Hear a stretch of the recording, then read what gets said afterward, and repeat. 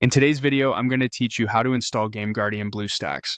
Before we start, a quick heads up. GameGuardian typically needs root access, and BlueStacks isn't rooted by default. This method only works if you're using a rooted instance of BlueStacks 5. Begin by opening BlueStacks. Click the gear icon to open Settings, then look for either Advanced or Preferences depending on your version.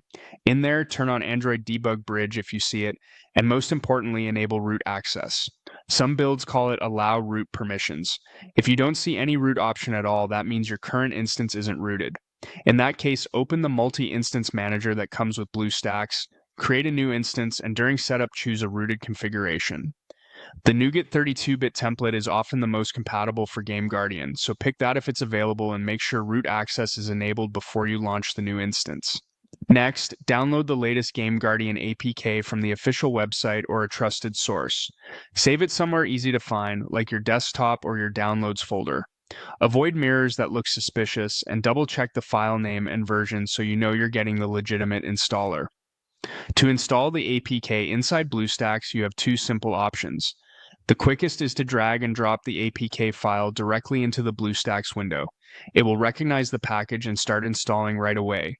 If you prefer using the built-in tools, click the Install APK button on the right side toolbar.